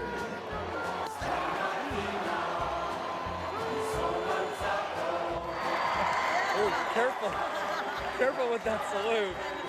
It wasn't even like a subtle, like a wave, like one of these, like a... It's okay, it's good to be proud of German culture, German values, and not to lose that in some sort of multiculturalism that dilutes everything. That's what a Nazi would say. We don't want Italy as a culture to disappear. We don't want France as a culture to disappear. I think we have to have maintain the sort of reasonable cultural identity of the various countries. Or they simply will not be those countries. Aber der ist wahrscheinlich für Sie auch ein Nazi, hm? Nazis, Nazis, Nazis, lauter Nazis. USA, USA, USA, USA, USA. Ah! Yes. No, dog. No, this is the Charlie Chaplin mustache. Hey, so what the fuck was that? Protests. They are part of the Global Day of Action, and there was one in Norfolk earlier today. It was held on North Military Highway outside the Tesla dealership. Rebecca Head, one of the organizers of the protest, says this is the third one she has hosted. These protests come after Elon Musk has taken steps to cut the federal budget deficit by $1 trillion. These cuts have led to federal workers losing their jobs. We just really wanted to be a part of the Tesla takedown movement. I think our community is very directly impacted by this. They're firing tons of federal workers, shutting down, taking a sledgehammer to our federal government, many of whom are veterans. They're gutting Veterans Affairs. And we're standing here on Military Highway because this is impacting our community directly. Now, while many Tesla takedown supporters have been stressing the importance of remaining peaceful, in some cases the movement has escalated. Some people have gone beyond protests, setting Tesla vehicles on fire or committing other acts of vandalism that U.S. Attorney General has decreed as a terrorism act, domestic terrorism. Outside Tesla showrooms across the country, including here in New York. This is video from a Tesla location in the meatpacking district. Dozens of people marched in protest against Elon Musk and his Department of Government Efficiency, known as DOGE. The so-called Tesla takedown calls for a boycott of the car manufacturer. Elon Musk's efforts to cut the federal government. Eric Nacton reports on the messages by those who gathered at today's protest in Waikiki. A lot of our language, our culture got taken away because of traitors like you who inside with the Republican Party. Ralliers outside Tesla Sunday near the International Marketplace on Kalakaua Avenue in Waikiki. Elon Musk and President Donald Trump are widely considered to be the origin of Sunday's protest. Elon is the fraud, waste, and abuse of the American government. The issue really is this. Elon Musk spent $250 million to rent the White House, the president, and the FBI to protect his private product. And he's using the government to jam his terrible product down our throat. And he's heading DOGE, which has destroyed veteran benefits, jobs, and benefits for single mothers and families. And so based on that, we view Elon Musk and Tesla as part of an occupation of our government. It's part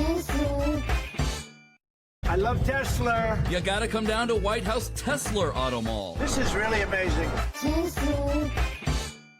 I love Tesla. You gotta. Lawrence is back tonight and just in time. Lawrence, we missed you so much. Well, Rachel, it is so great to be back. And this result in Wisconsin is a huge, huge defeat for Elon Musk, who, as we saw, personally went full cheesehead, thinking, that's how to appeal to people in Wisconsin, and handing out those $1 million checks, literally trying to buy the election, physically doing the buying on TV. So this is just a huge setback for Elon Musk and therefore for Donald Trump. When I first saw the news at the end of last week that Musk was going to not just put his money into this race, but that he was going to physically go to Wisconsin, do a campaign event, do this stunt where he pays voters and do this whole thing again, I thought, that is great news for the Democrats. Because there are few people in American public life who are as underwater in terms of the way the American public views them as Elon Musk is. But seeing the way that Mr. Musk behaved in Wisconsin, seeing the way that MAGA media portrayed this as something that was actually going to help that candidate there, I started to wonder, maybe I'm looking at the wrong polls. Maybe they're seeing something else that I'm not seeing. Maybe Elon Musk is going to help this guy. But this is to have this margin within less than an hour to have this call within less than an hour of polls closing with the kind of margin it looks like it's going to end up there in Wisconsin. This is just a kick in the proverbial teeth to the White House and to Mr. Musk. I had certainly been told not to expect a call before 11 p.m. and therefore write as much TV show as you want because, you're not going to have the breaking news moment. And it turns out I didn't. You did. And that's important, too, how quickly, and this was called, which is to say how decisive this win has to be at this point. That's exactly right. And this is going to, they just pulled Elise Stefanik's nomination to be UN ambassador because they were worried about their ability to hold on to her seat, which she just won by 24 points. The Republicans and Elon Musk are in a position right now where they have to worry about seats that have 24-point Republican margins. They have to worry about losing seats like this in a statewide race in a state they just won by what looks to be a decisive margin where you get the call within the hour. The American people are speaking in lots of different ways, but this is the first time they've really had the chance to speak at the ballot box, and it is with an exclamation point. Well, as we saw Cory Booker in those remarkable 25 hours, one of the things that sustained him, that carried him through it, was something that we've never seen before in a filibuster like this, and that was direct communication from voters while it was happening. Emails, including in the middle of the night last night when I was watching. My favorite time to watch a filibuster is middle of the night, the lonely hours for the senator who's up there speaking.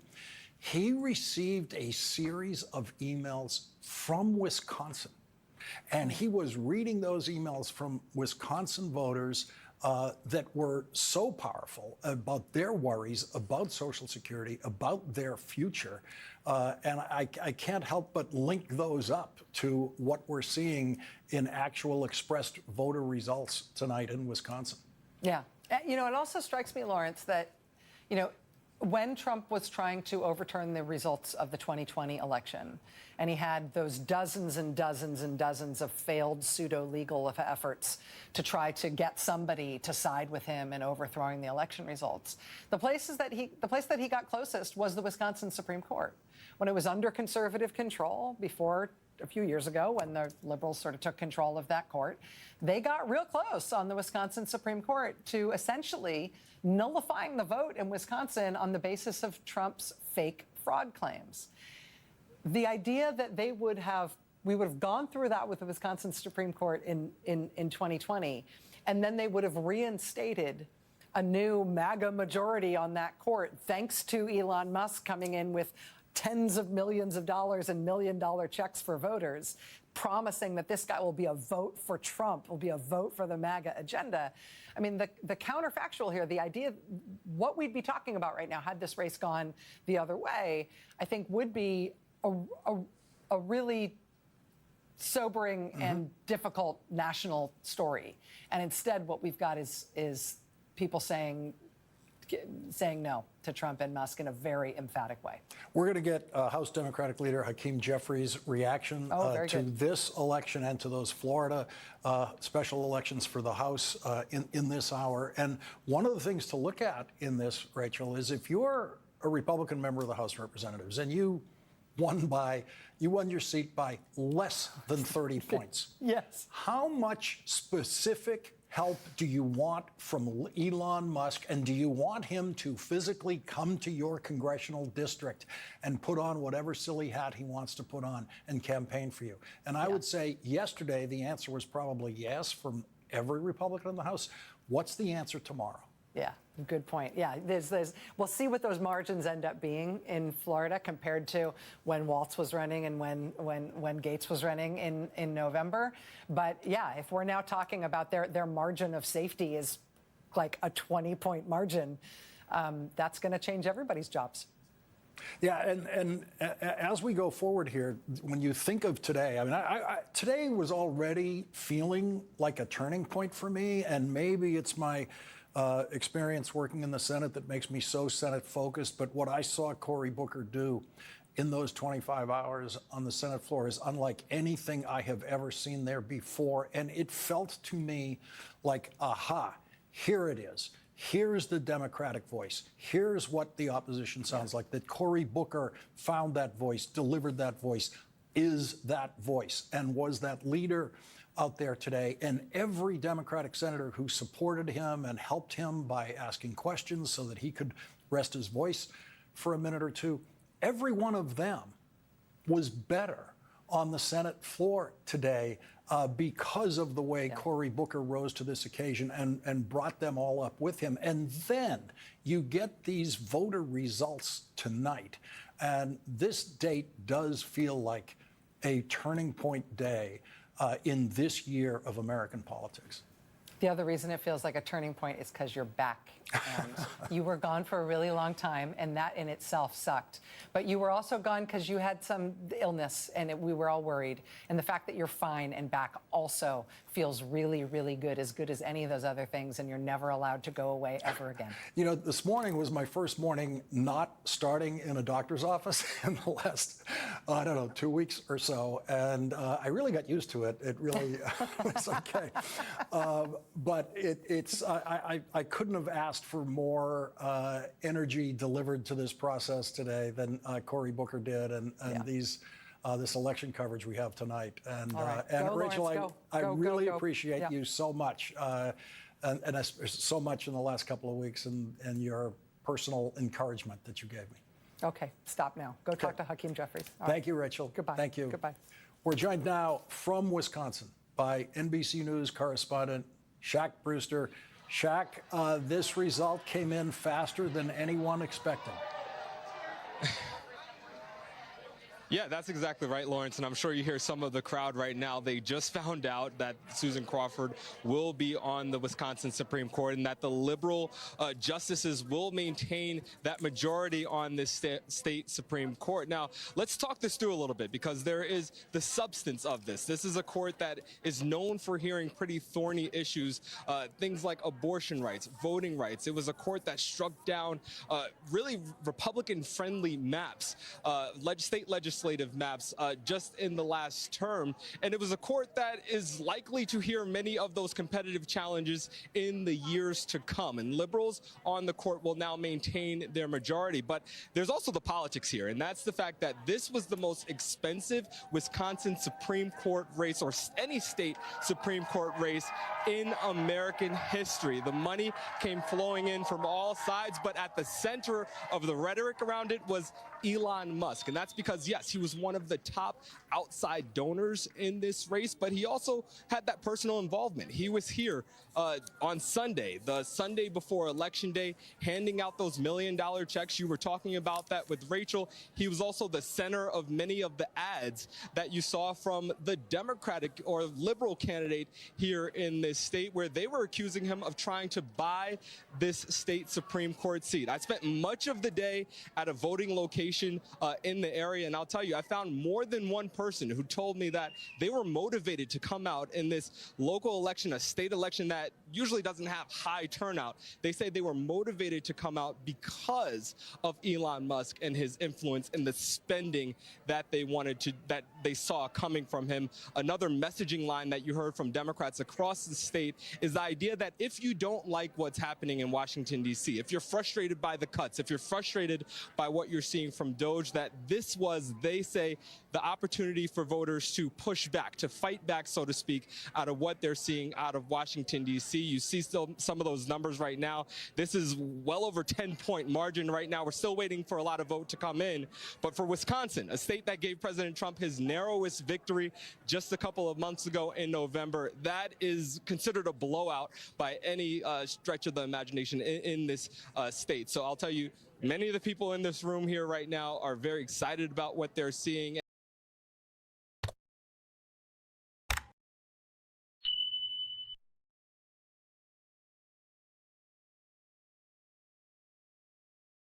Their goal is to energize the MAGA base. It's not to persuade anyone. It's to turn out more Trump voters to turn out for Brad Schimel.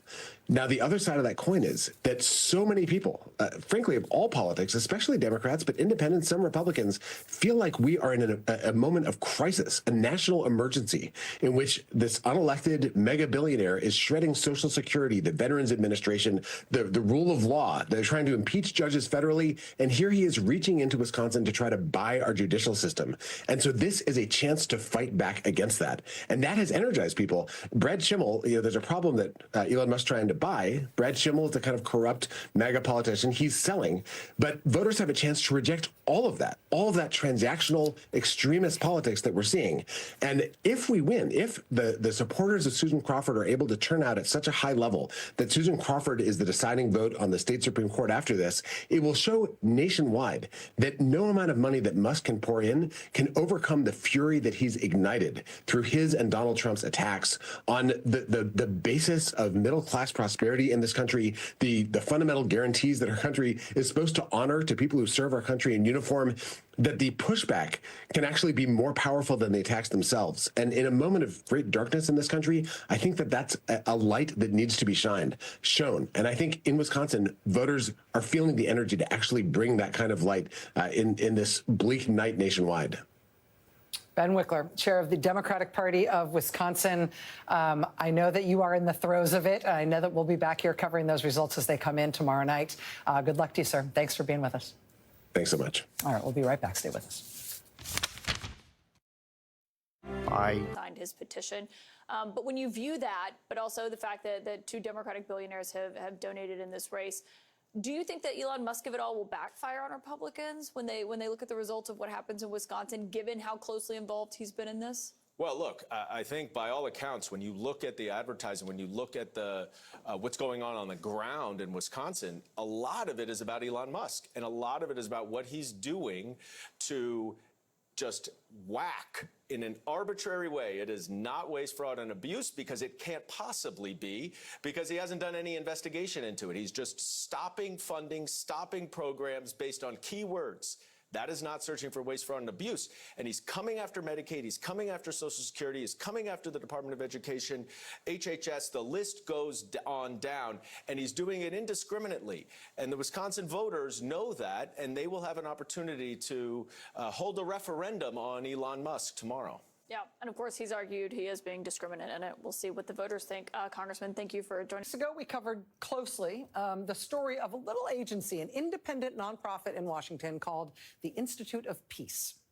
The so-called Doge outfit, run by President Trump's top campaign donor, literally forced their way into this agency in an operation that reportedly involved the FBI, the State Department's Diplomatic Security Service, and a private security firm. Bizarrely, the U.S. Attorney's Office in Washington, D.C.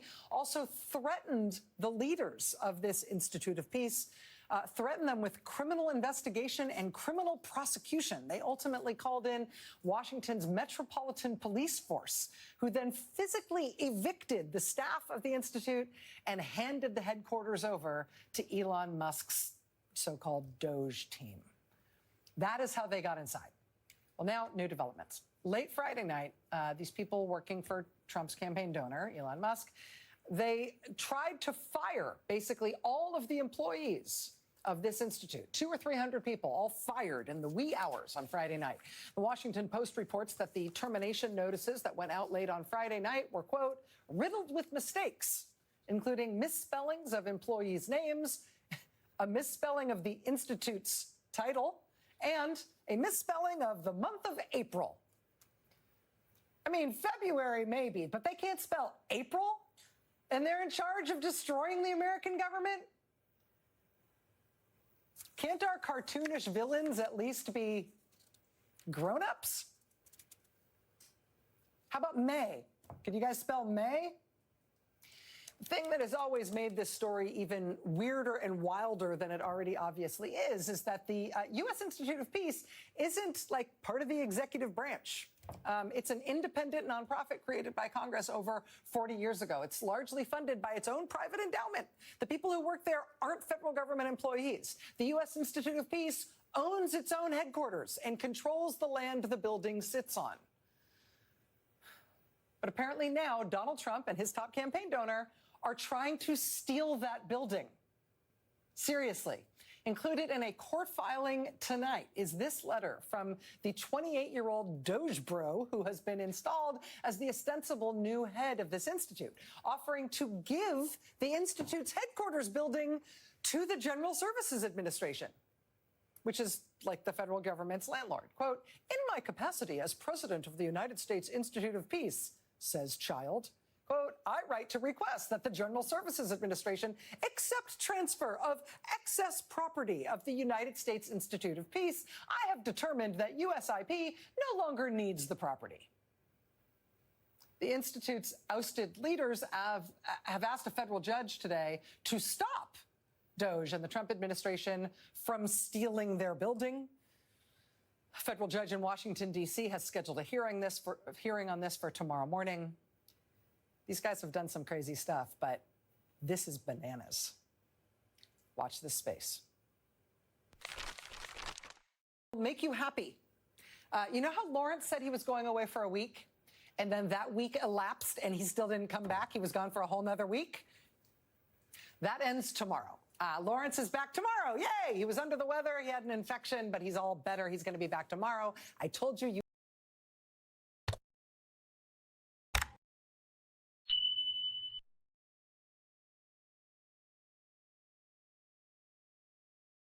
About this election tonight in Florida in the 1st Congressional District, which the Republicans have won. And the issue there was always the margin. What was it going to be?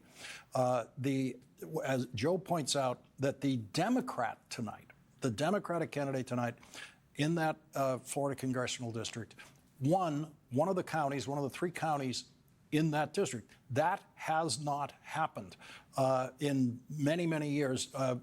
Joe Scarborough said that he won that county himself by 30 points back in the 1990s.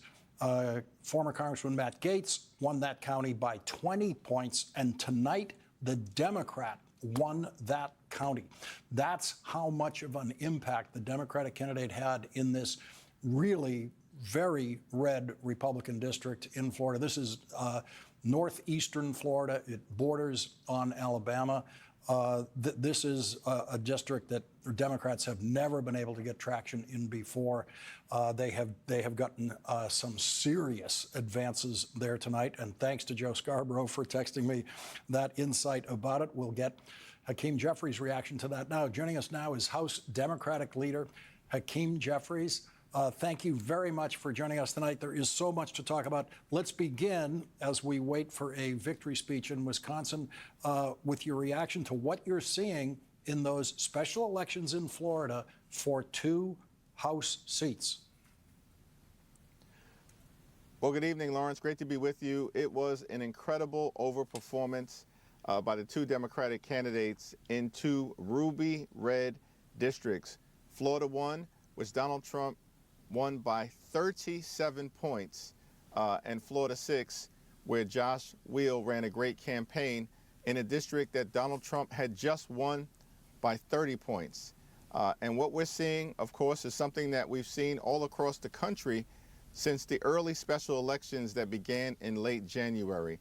And that is Democratic energy and overperformance coupled with independent swing voters and even moderate Republicans breaking for the Democratic candidate and rejecting the extremism, the outrageous behavior of this administration and their effort to harm everyday Americans.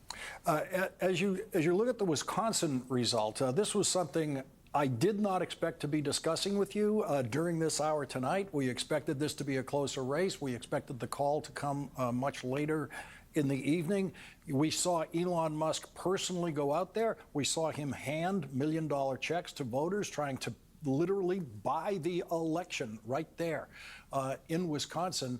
What does it tell Republican members of the House of Representatives who are counting on Elon Musk to get them reelected? It's time for them to walk away from this unelected, unpopular, unhinged, and un-American billionaire puppet master. Elon Musk was just rejected decisively by the voters of Wisconsin. He tried to spend his unlimited resources to buy a state Supreme Court seat in Wisconsin, and it failed spectacularly. The voters rejected Donald Trump, they rejected Elon Musk, and they rejected the rapidly deteriorating Republican brand.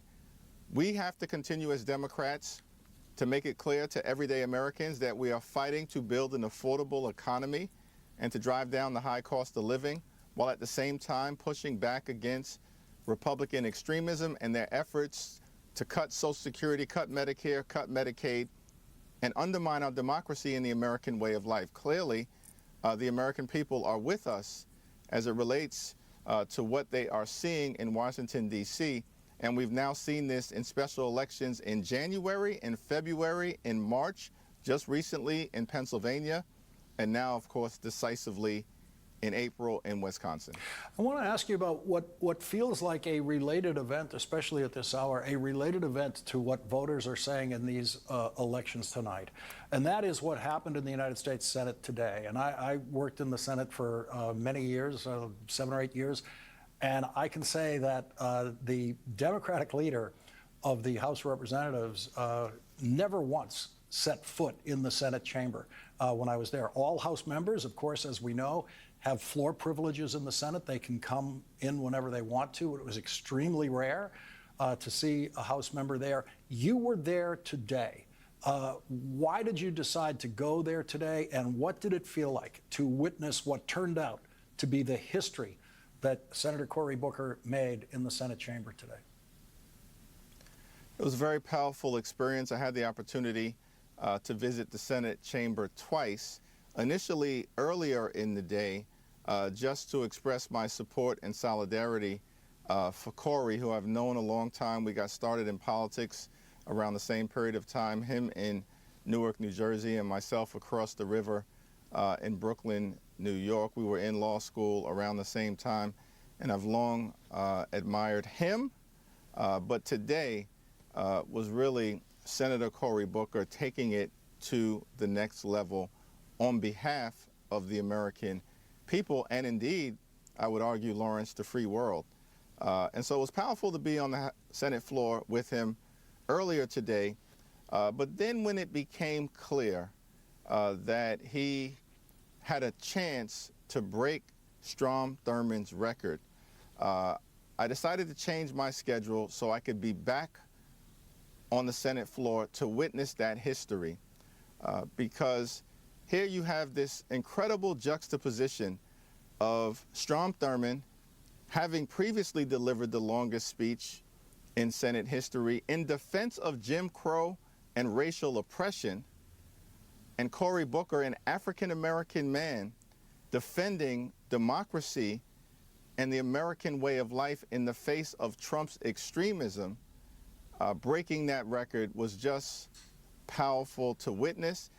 And, you know, Senator Booker's speech was strong, it was substantive, but perhaps what was most touching about it was that it was soulful, it was authentic, it came from his heart. Of course, the brilliance of his mind, but it came from his heart. Yeah, it was the most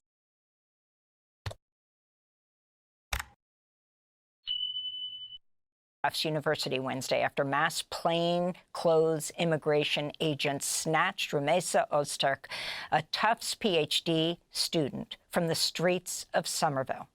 Ozturk is a doctoral student in the school's Department of Child Study and Human Development. She's a research assistant at Tufts Children's Television Project. She's a former Fulbright scholar who was born in Turkey.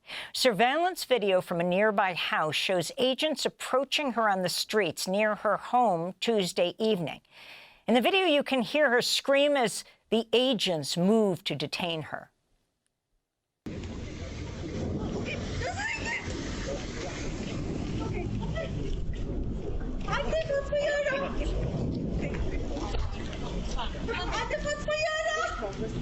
Rumeysa Ozturk was making her way with friends to a meal to break her Ramadan fast. Tufts University's president said the school had no prior notice of her arrest. Last March, Ozturk wrote a piece in the student newspaper criticizing Tufts' response to Palestinian solidarity protests on campus.